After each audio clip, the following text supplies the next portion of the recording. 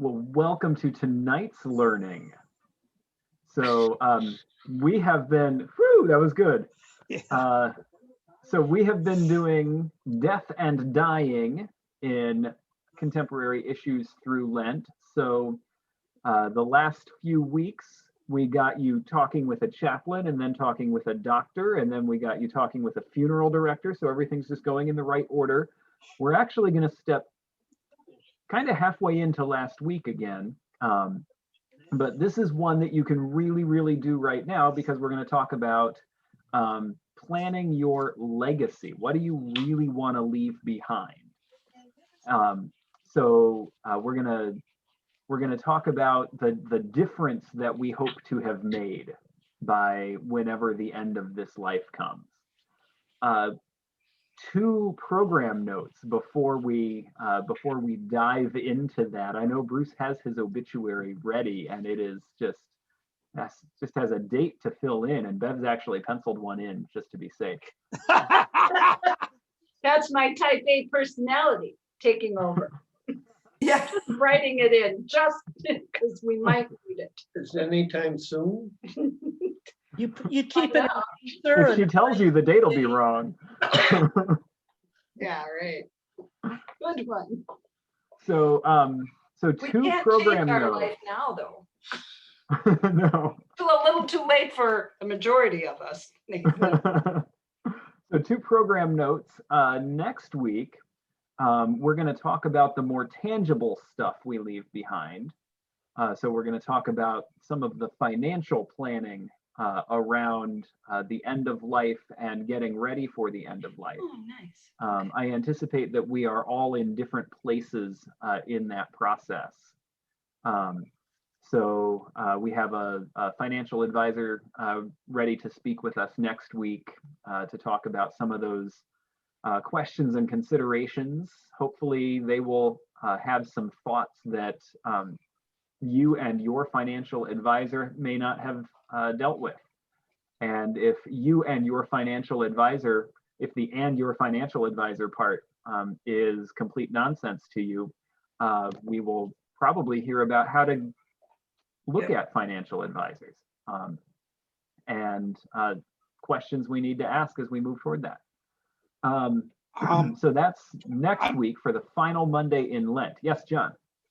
Please have whoever it is talk about the common misconceptions about what happens to your money, especially in taxes, because some of us are accountants and some of us aren't, and some of us think we're accountants.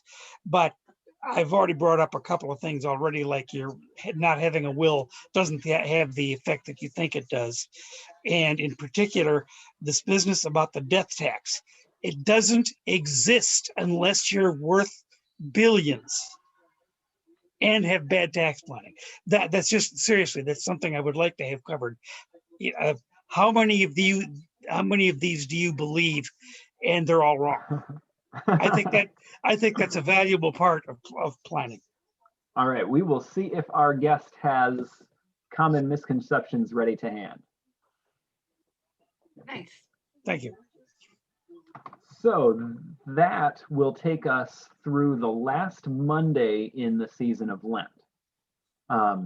Beginning after Easter, we're going to turn a whole new page. We're actually going to turn roughly, wait for it, 234 pages. I'm gonna offer us a study of this book, Hunting Magic Eels, Recovering an Enchanted Faith in a Skeptical Age. And so I have the book, I have read the book, and so we can have conversations about the ideas in the book, whether or not you have read the book. But Covenant Presbyterian Church would be happy to buy you the book. So just think on that while I tell you just a little bit about the premise of the book and why we're studying it. So the why we're studying it is I'm going to teach a study on this book at Synod School this summer, and you are my guinea pigs so that we can work on what I need to fix when I teach it the next time around. the book is written by Richard Beck, who is he's actually a psychology professor by trade, but he moonlights as a theologian, and so he is writing. Some of this is based in his own experience as a well-educated academic, skeptical type person who has been Christian his whole life. So his experience kind of coming to a crossroads in his own religious life and realizing that he's got all kinds of great concepts about God, but he wasn't living as if God were a real thing. And not that he was upset about the way he was living, but that he said he's got an attention problem, and the attention problem is that he's really good at paying attention to all the interesting questions and doubts, but not actually a good job of paying attention to God, who is there, right?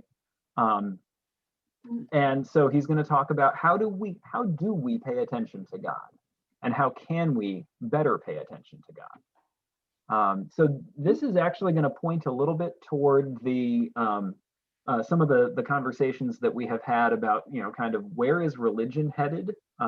He's thinking about things that are relevant to that question about, okay, what happened to sort of mainstream Christianity in the United States and other places in the West, and what's missing from this. So he's gonna give us some ways to re-enchant our faith. So here we have hunting magic eels, recovering an enchanted faith in a skeptical age. What does an eel have to do with it? Oh, I'm glad you asked. You'll find out on April 5th. Yeah. They're being slippery. Ooh, that's right. How many, Let me how change many, the date on that. Will. how many lessons will we utilize the book? We will use at least 5 lessons from it. The book falls into 4 parts, I believe. Yeah, the book falls into 4 parts, but I think it may make sense to have 5 or possibly 6. I haven't kind of designed how I would want to walk through this with a group who hasn't necessarily read the book, which will also be my experience at Synod School. So you don't have to read the book with me in order to make this productive for my own practicing. Thank you. But it'll be 5 or 6 lessons we'll have on it. Great. So, and let me know if you would like us to order you a book. We can order those as a bunch and then get them to you. So very happy to do that. John would like one. Marilyn would like one. Anne, Bruce, Pam. All right, I'm gonna have to start writing you down. Warren's in. All right. 5, 6. So the only ones not Russ and Mary, you said yes? Yeah. Yeah. Russ did say yes. Okay. Oh, Well, I was looking down. That was sneaky. Well, Nathan, as you know, as a former educator, I always have more respect for my students who do their homework. And for me to not do my homework in front of witnesses. But as I said, the typical pattern of things at Synod School is that people get to Synod School and then buy the book, and they're only there for a week.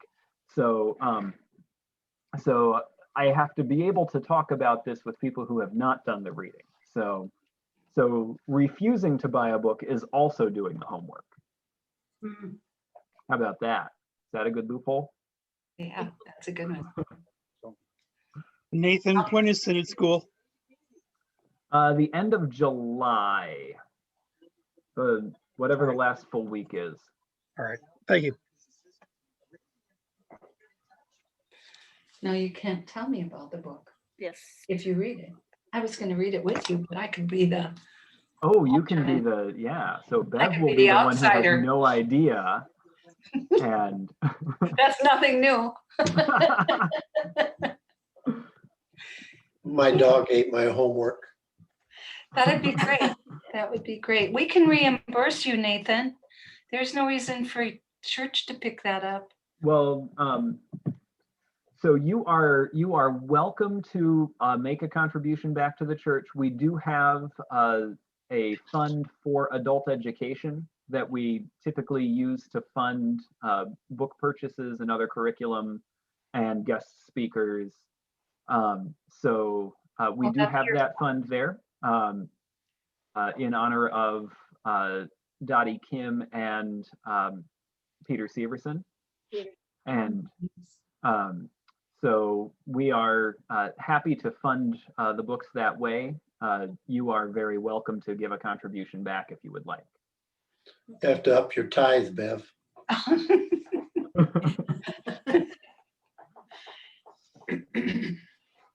All right, We don't so tithe separately.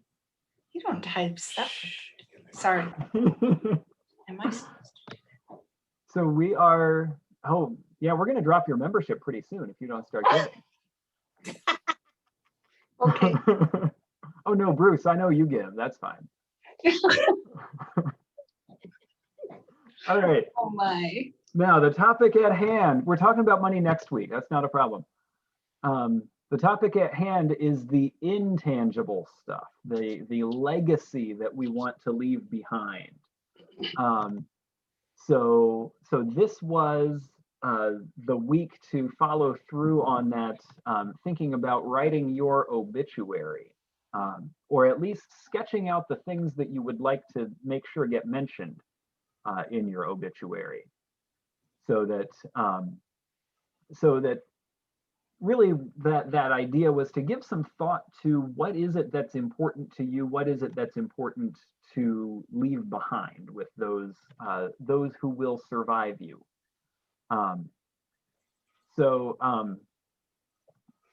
Before we turn to, we've got a video speaker with us this evening, not an actual human being.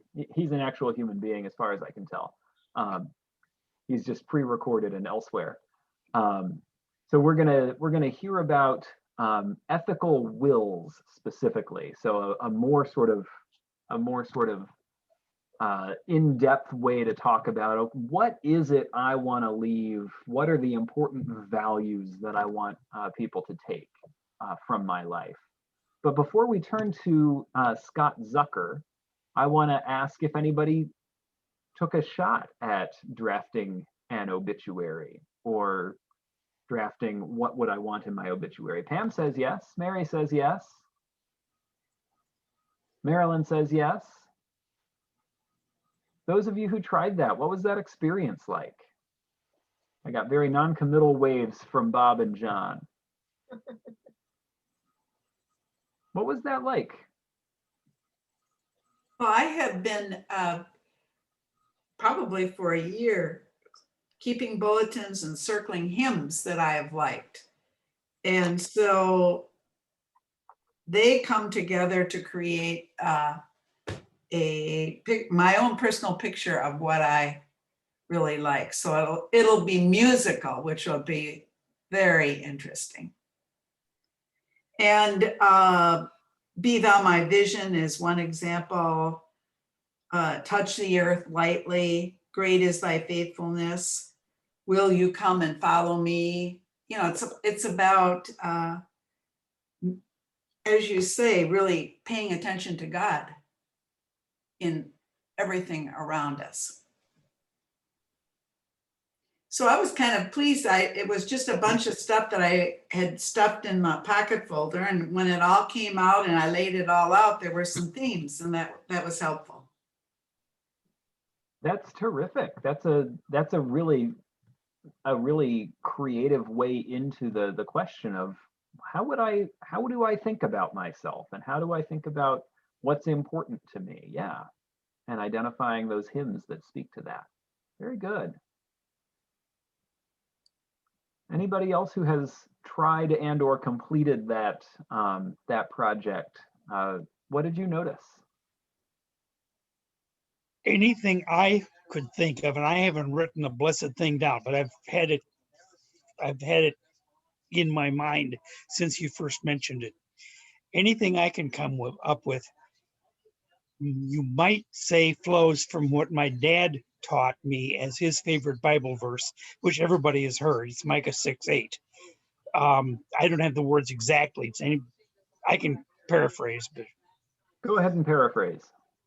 all right. What does God require of you but to do justice, love mercy, and walk humbly with your God? I learned it in King James, and I can't do that anymore. But anything I would like people to think of me after I pass would be along those lines. Mhm.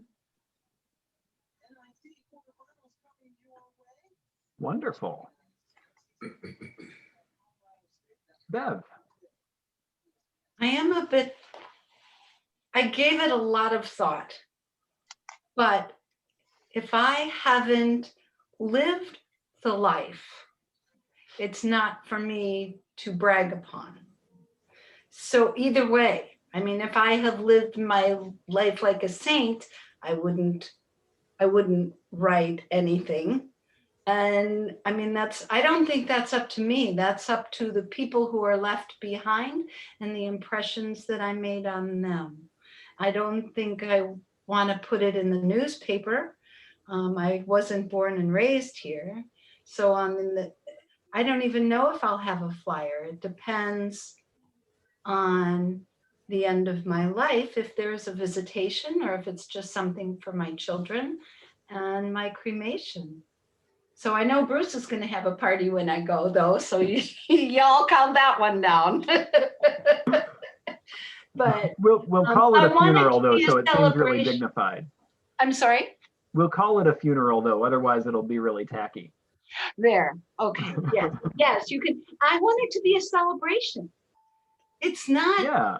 Oh yeah, I was this way and that way, and this is what let the other people go walk away. I am very proud. I'm a mother, I'm a daughter, I'm a sister, all of that part. So a few names that, and let them all fill it in. So that's so you are, I mean, you're getting at sort of maybe actually a difference between what the assignment was and what the speaker will talk to us about this evening. The difference may be between an obituary and, as he says, an ethical will, which he didn't invent that language. But when he talks about an ethical will, he's going to talk about something that's maybe more aspirational, you could say. Here are the values that I have tried to live up to, as compared to here's what I know for sure I have done. So there's maybe a different a different approach that feels authentically humble for you. So yeah, but that's still anyway. Yeah. So thank you. I'll be anxious to so hear. see what you think after we hear from Mr. Zucker. Thank Pam, you. did you want to planting get in there? A lot of seeds. Thank you for that. Well, I started out by reading some of the obituaries of other people that I know that have died. And I put things in there like what I've enjoyed doing in my life, and I guess in my history, and picked out some hymns like His Eye is on the Sparrow and Be Still My Soul. But that's as far as I've gotten. As far as, I guess I need to do some more thinking about what I want people to remember me by. That's a good start, though. Yeah. The mention of hymns makes me think of Natalie Sleeth's Hymn of Promise. Yes. Yeah, I see. In the bulb there is a flower, in the seed an apple tree. Is there a hymn there is a hymn in our book, isn't there? Yes. Yes, that is a hymn in our book. Okay. And I know we're singing it sometime during the Easter season. I can't remember which Sunday, so come to all of them. We have an anthem of that too. Yes. Yeah. Warren. Well, as most of you know, Claudia and I have 2 sons and 1 daughter, and our daughter Karen actually teaches speech out at DMAC. So, big envelope. What I have decided is, as I think of things in writing, at least get a concentration of things in writing that I find important to me. For example, I keep a log of all my international trips. I've got an old resume. I'm sure some of my kids have no idea at places that I worked, as in Calvin Manor from 1960s. That's my second job out of school. But anyway, and then as far as me actually writing an obituary, I don't know that I can get to that, but at least she will have, or they, my kids will have, documentation of things that I find important. Like, I'm sure how many of you know, I really, really wanted to be a cowboy, and seriously think if I knew now what I knew back. Anyway, I might have gone out west and had a lifestyle of livestock and horses, and you know, I'm serious. You know, I just love time on a farm with horses, with herding cows, and you know, I never got over it. A lot of kids want to be a cowboy or a fireman when they're youngsters, but anyway, that's a meager beginning. But at least I've got a place in writing. And then trust Karen, because this can't be a 3-day observation, at least in the Presbyterian Church, you know. So I might get a little bit lengthy, where she can edit and highlight. And so I'm kind of fudging on actually writing the obituary, but she'll have plenty of documentation of things that were important to me, and also, like Marilyn, a selection of hymns. Yeah. That's important to me.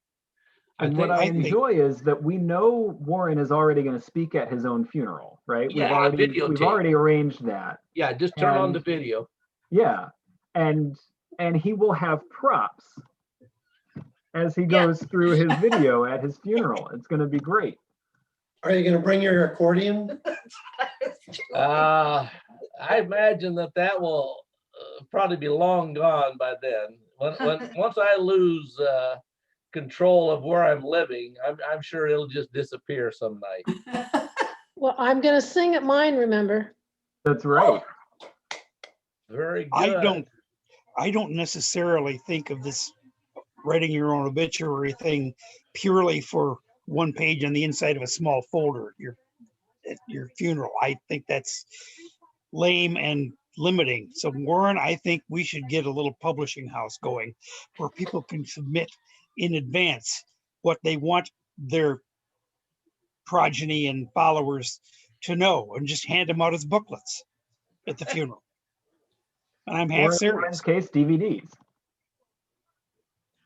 Yeah, but you can't hand out well, I guess you could hand out a DVD. DVDs. Yeah, okay, Yeah. that would work. I would. You can't hand out YouTube. I'm thinking video. I'm thinking VHS. I think DVDs will be out of age. They will, yeah.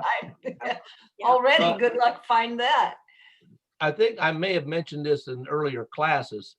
One of my responsibilities at Calvin Manor was going to funerals representing Calvin Manor. The executive director, or I, the office manager, went, and I was so, what shall I say, disappointed at how little information. I only knew these people as older people. I didn't know what their lives were all about when they're in their 20s or 30s, or, you know, when they were younger. I just saw the last 10 or 15 years of a lifetime.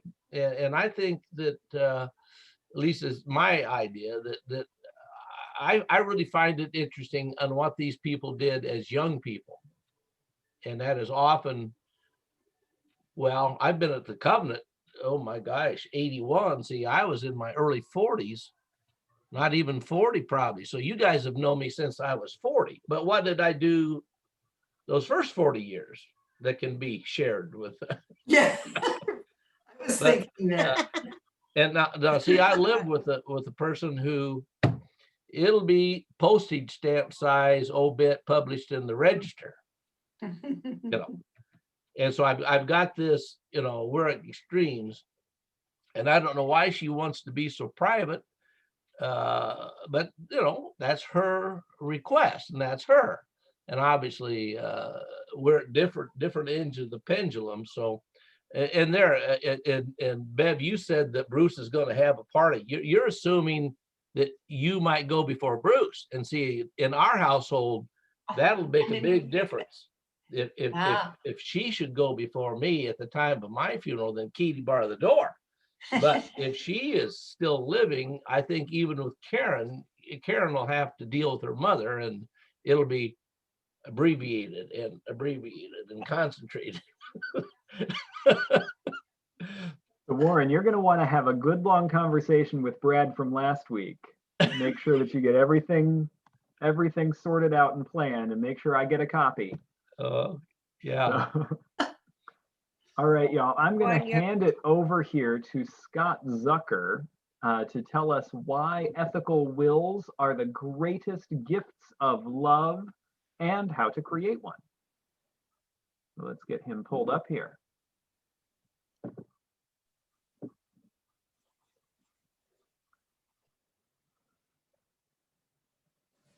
So how does that concept of the ethical will pointing to, again, what experiences, lessons, values that you want to pass down, how does that sit with you, maybe in contrast to writing your obituary, or maybe in complement to writing your obituary?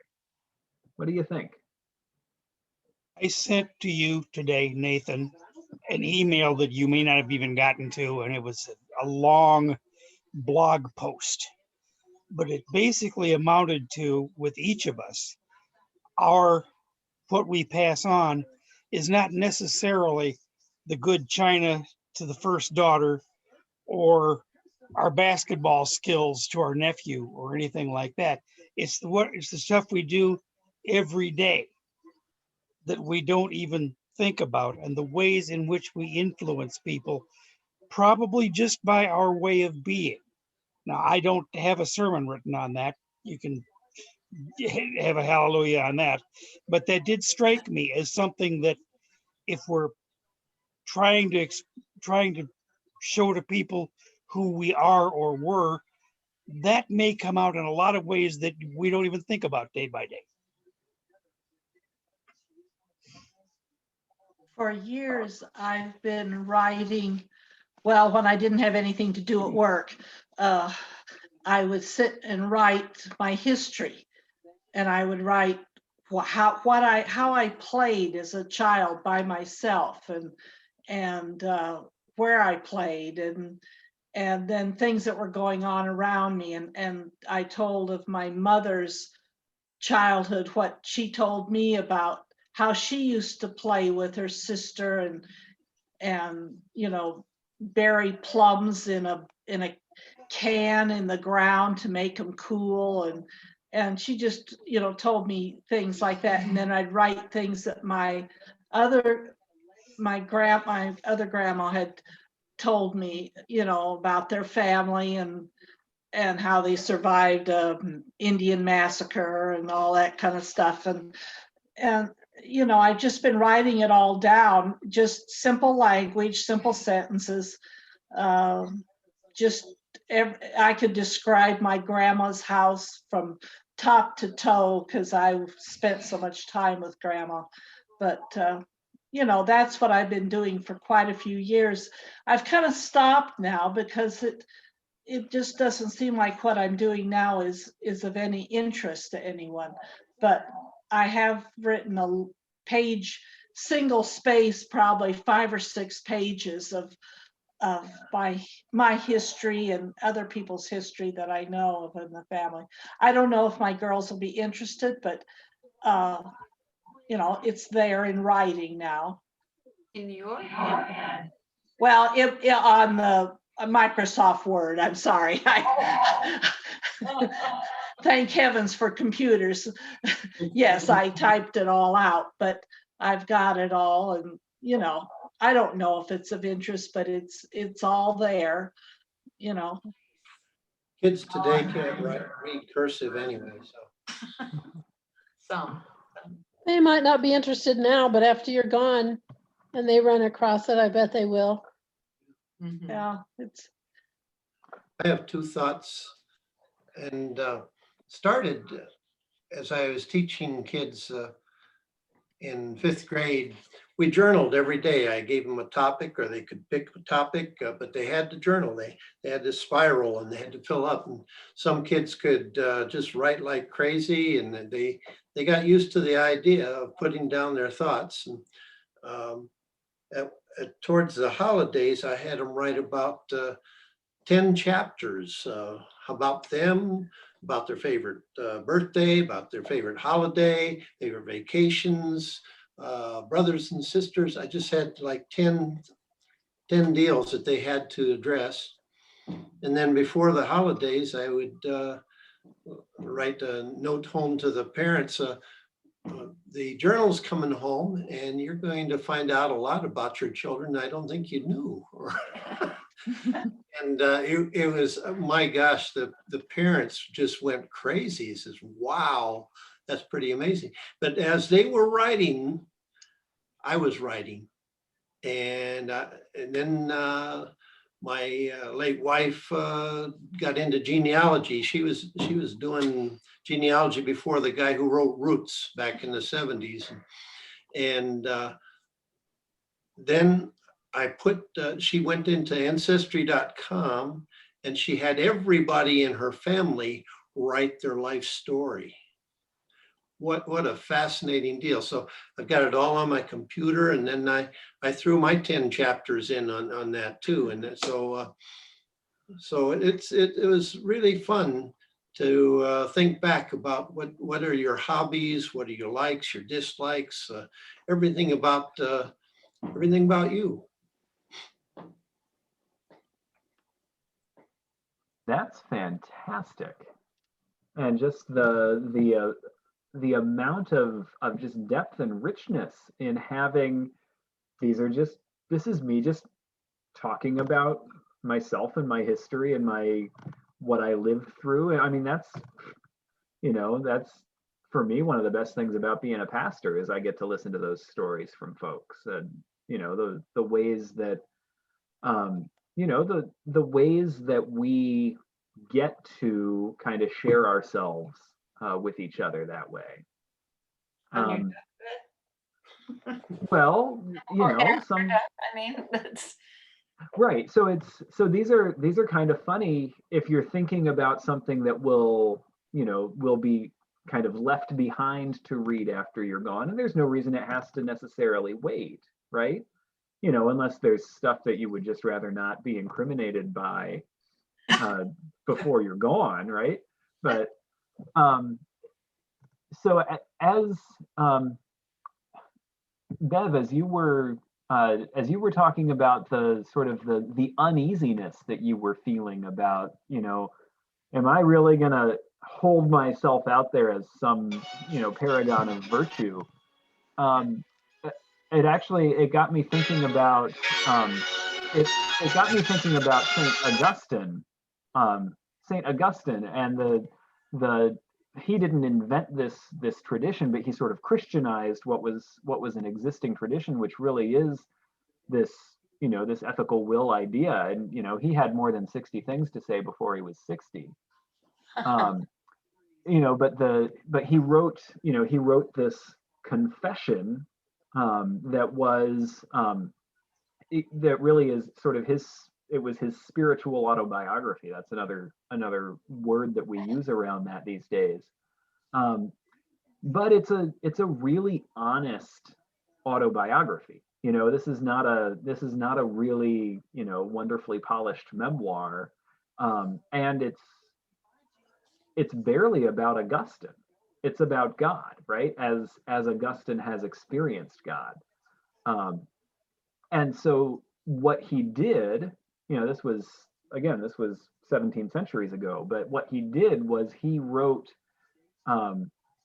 what was important and most profound about his life and his experience, and shared that with the world, has shared it with the whole world for centuries now.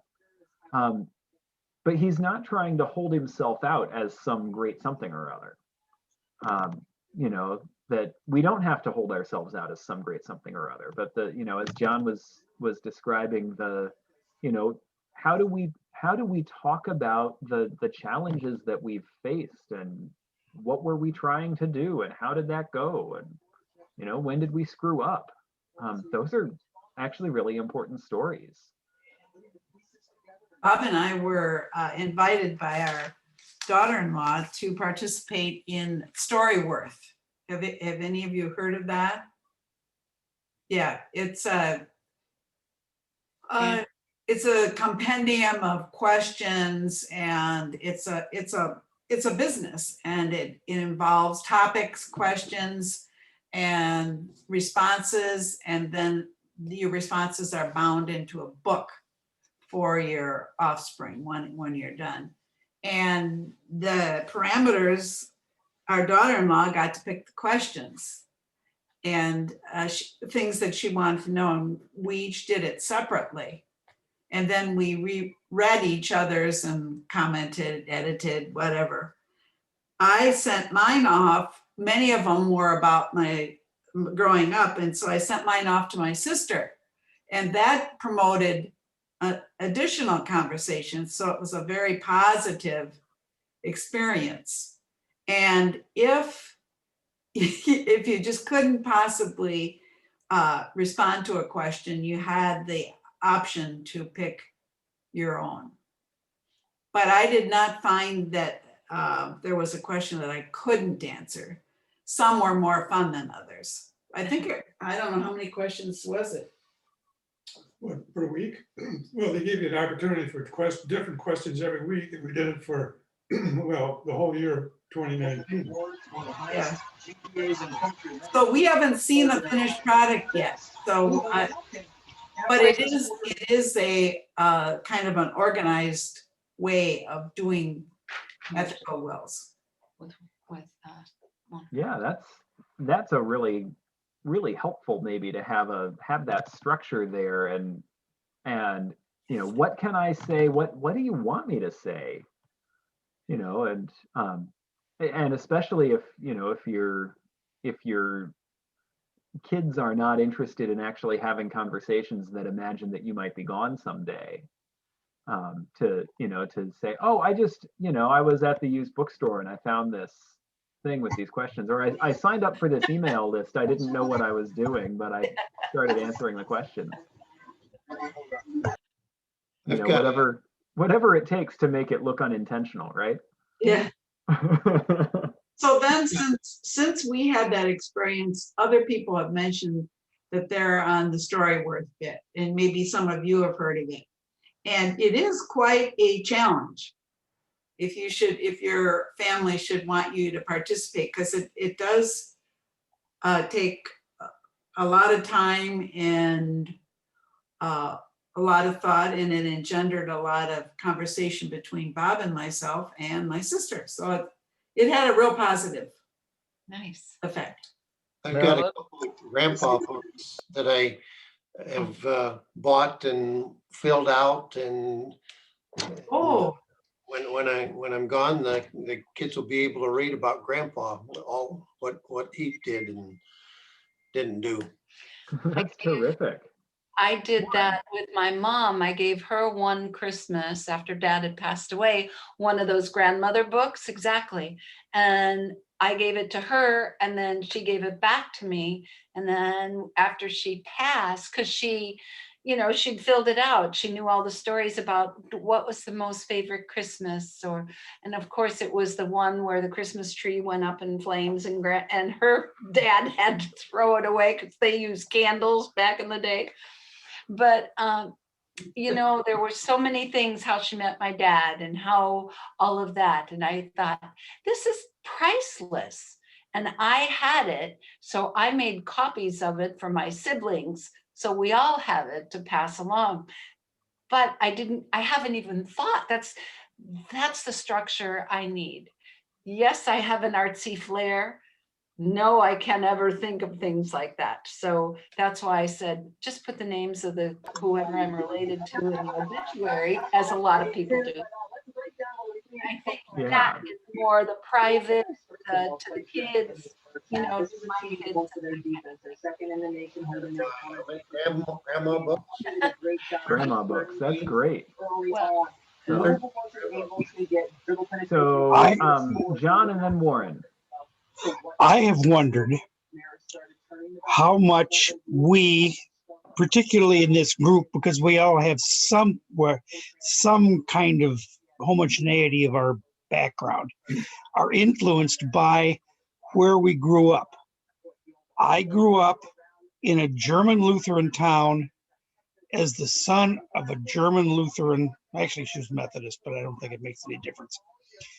And a very, very Presbyterian, not so much heavily Catholic, not so much heavily Calvinist, but nevertheless very straightforward set of parents. And I was an only child. One thing I wish I had done is pay attention to the conversations on Sundays, because most Sundays, it was 1 week at my mother's and the next week at my father's. And if I could bring those back, I'd probably know a lot more about myself.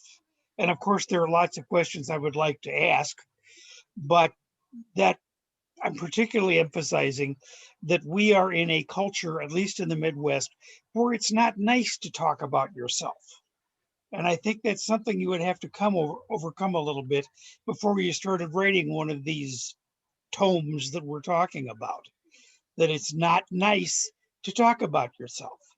At least that's the way I grew up feeling. And I've changed that now, but that's way too far into a lifetime to have done anything about it.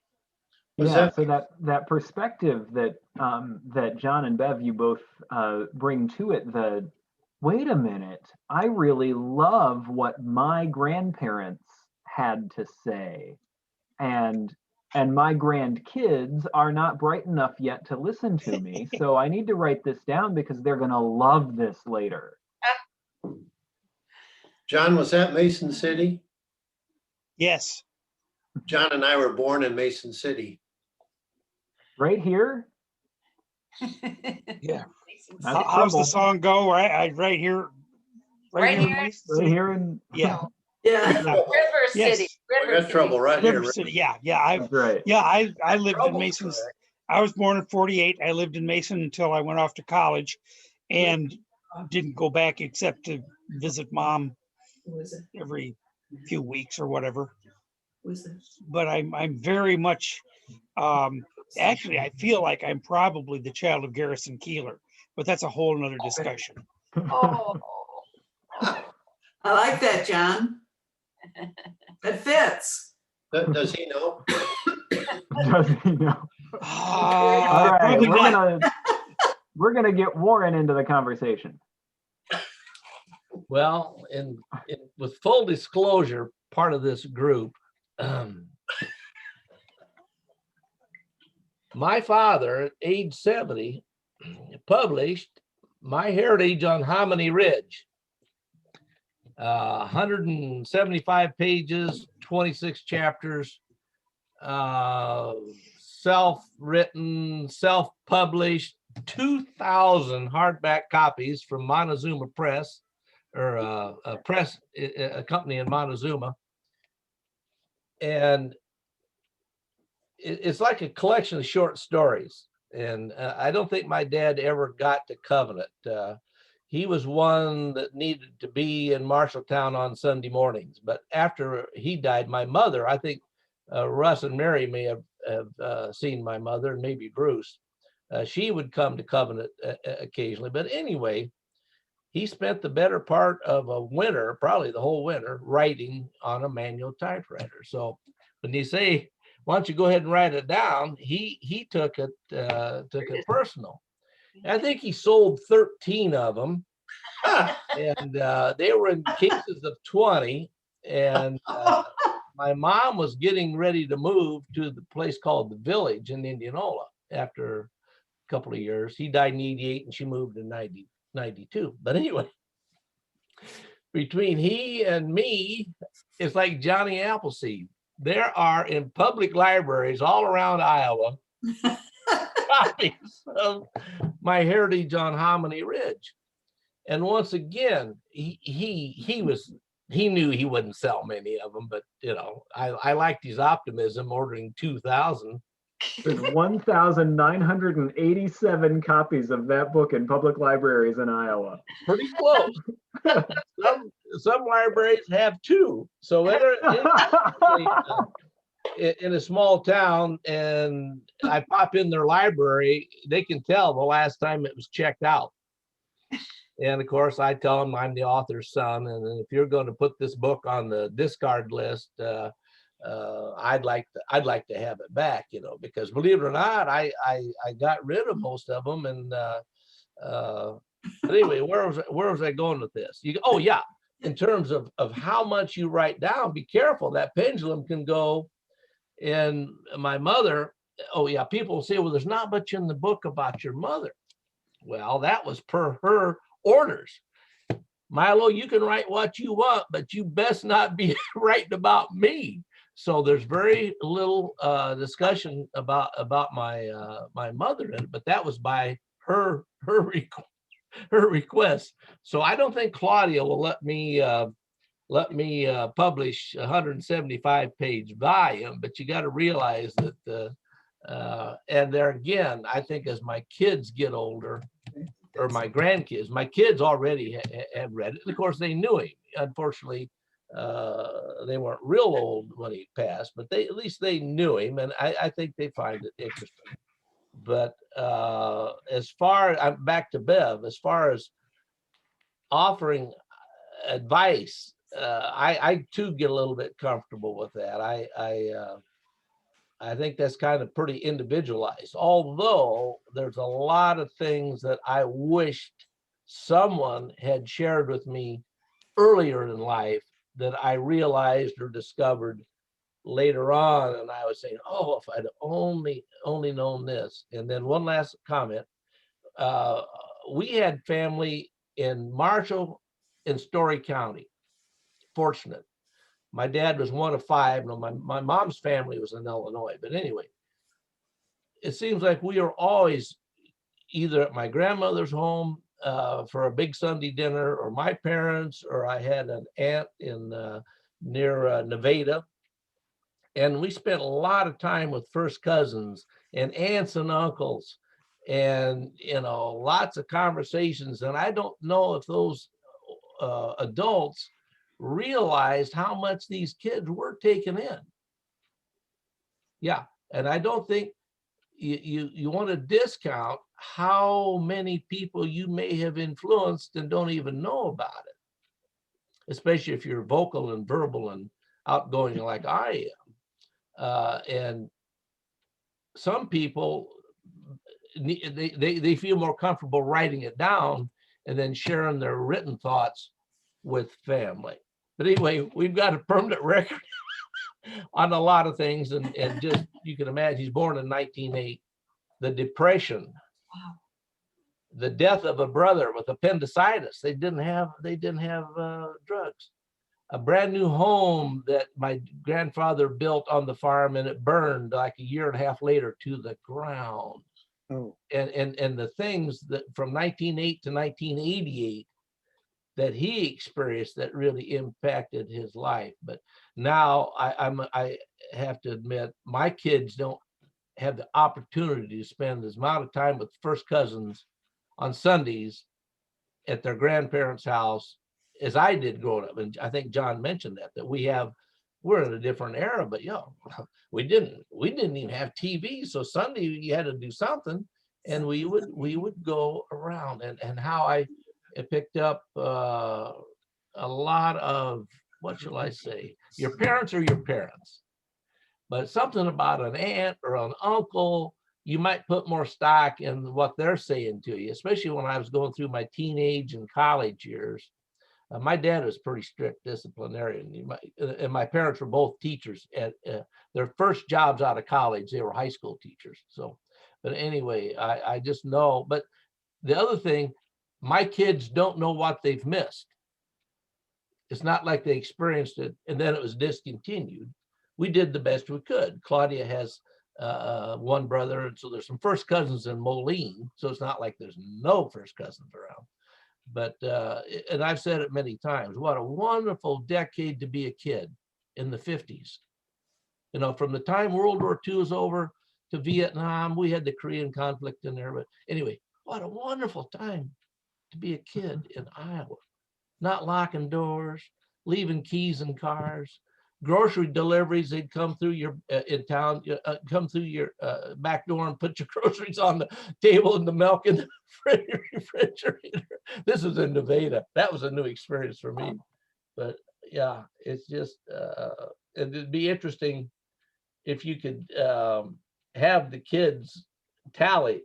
I didn't know this about dad or mom, and I really found that interesting, or this wasn't, and you won't guess it. Don't try to guess what they'll find interesting or important, but give them a buffet and there'll be something in these 26 chapters that they might find interesting. But anyway. How many copies of your book are you ordering? I won't have enough to well, it was pricey. I don't know what he paid for them, but no, I won't publish. So we do live at like the best time in history so far for recording your thoughts and experiences in whatever format you're most comfortable with. So some people are all about, give me a pen and a piece of paper, I will write the thing out longhand. And like people will learn cursive. It's not that bad. Especially if it's like, whoa, grandpa had all this to say, I need to figure out how to read it, right? But you can write it down longhand, you can type it into a computer, you can record yourself on your phone, you can do interpretive accordion, you can do all kinds of things. There's so many different ways to kind of create and record this stuff, which I understand what you're saying too, Bev, that constraint is the mother of creativity. So you have to answer the prompt. That's important. That way you'll have lots to say. But if I just give you a blank page, you'll have nothing. 2 or 3 lines. Isn't that great? You can write haikus. Just 2 or 3 lines and just do a few little. So I don't know. It's a great time to even just have some thoughts about, oh wow, I wonder what my kids, grandkids, nieces and nephews, whoever it is, will want to know about when I grew up and what I experienced, and what were the challenges I lived through. Those are all pieces that you can share as a way of it's not saying I'm so important. It's offering as a gift. As Warren said, you get 26 chapters and something will be good in there, right? So Mary. It's reading through the drudgery. Go ahead. That's right. Well, I had a totally different experience growing up. My father was first Army Air Corps chaplain, and which became the Air Force. And I got the list of where all we lived from my mother growing up through high school, I lived in 12 different towns and two foreign countries. Wow. And I went to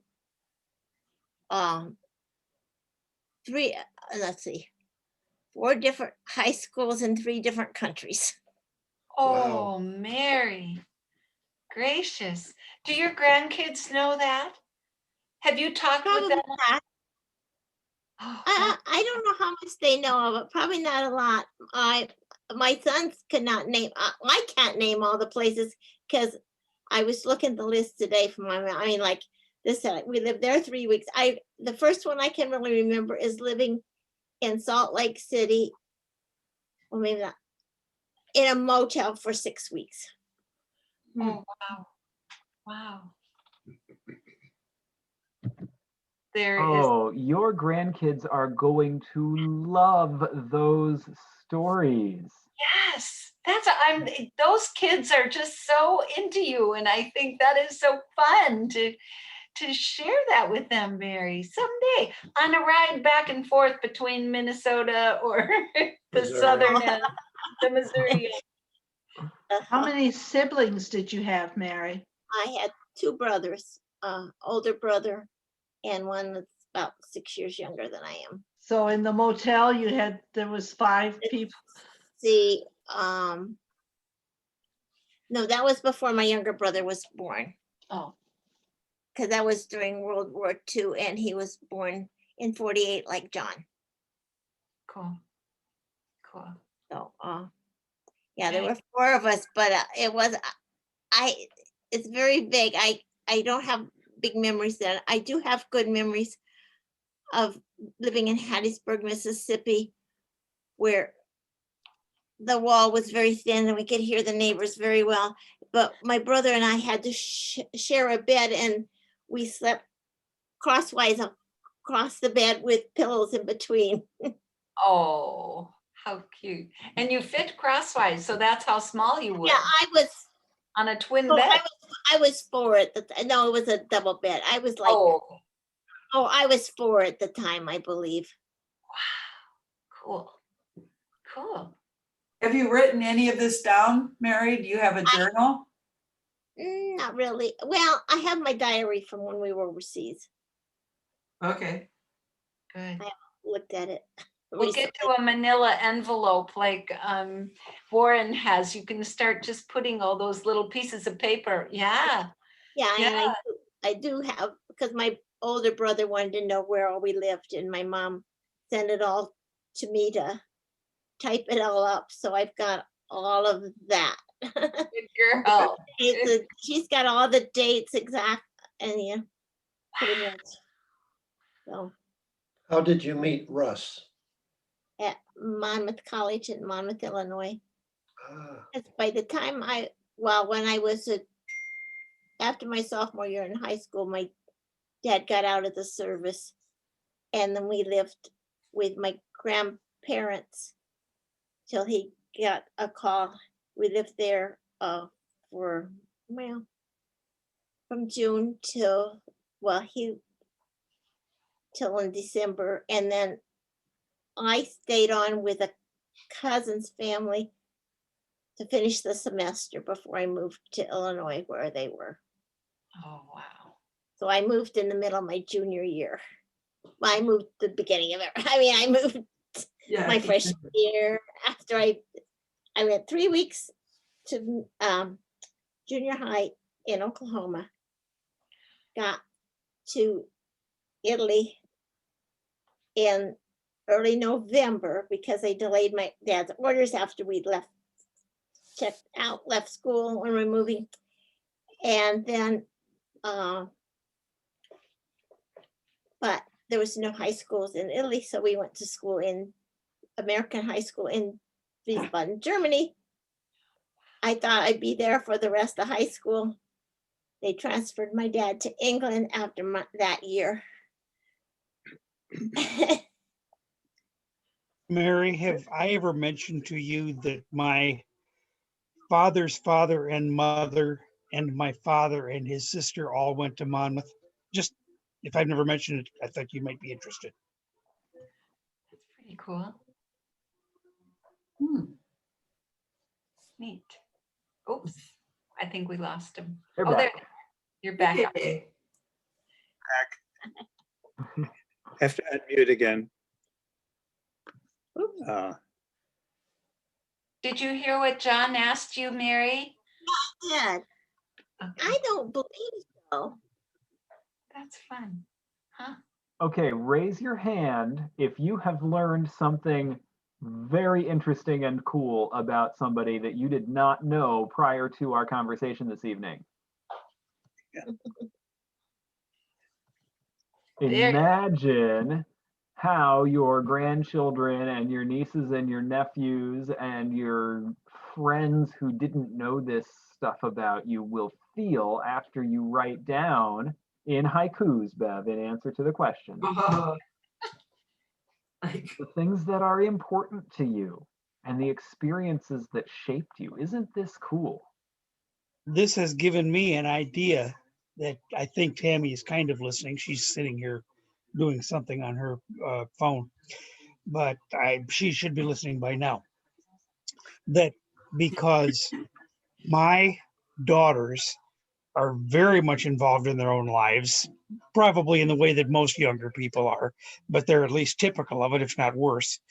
I think we ought to go to my daughter in Minneapolis's house because things are too chaotic at the daughter in Waukee, and have an afternoon devoted to asking about each other. Tammy? She said, yeah. Yeah, that's something I would like to do because I know there are lots of things that my kids don't know about me because who brings up that I work for Sears in 2 different towns? Nobody. Maybe it isn't interesting, but maybe it might be. So yes, that's great. And if you want structures and if you want to do it out loud, another group that is committed to just collecting stories and helping people tell each other their stories is StoryCorps, which if you're NPR people, you hear about them. They come on during Morning Edition. But there's an app, so you can download the StoryCorps app on your phone. It's got prompts, and you just push the button and record your conversation with whoever it is wants to ask you whichever questions. Or you can ask them questions too, because the things that your grandkids know and can tell you about, or the things that your kids can tell you about who you were when they were growing up. So so But there's another just resource for you. How's the privacy on StoryCorps? Is that their information? Double check the terms. I believe you have the option to record it and just keep it on your phone, or you have the option to record it and send it to them, and they put it on file at the Library of Congress as part of the collected oral history of the people of the United States. Okay. So you can decide on that. You can just not use that app and just use, the voice recorder thing on your phone too. That'll work too. Something I'd like to It mention. depends on how open you are to having that become other people's story. Yeah, Russ. Something I'd like to mention that Mary told me about her when they were in Europe, when they had been in Udine, Italy, for a while, and when her mom found out that they were being transferred to England, she said, "Oh, at last we'll be able to communicate." But they got transferred to Sculthorpe Air Base in the second most illiterate county of England. And their bloke was really, it was hard to understand. I can imagine. The Cockney accent was very thick. Might as well have been Greek, right?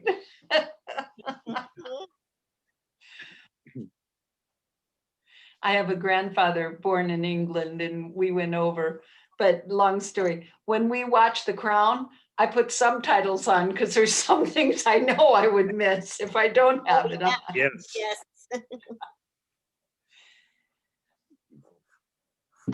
Okay, y'all. Thank you for our conversation this evening. You can stick around and keep chatting if you want, but I want to give folks permission. Next week, we will talk about planning for all the rest of the stuff that we can't take with us, because these stories we do take with us unless we write them down. And but there's other stuff that we don't take with us. So how do we plan for that? So join us for that next week. That's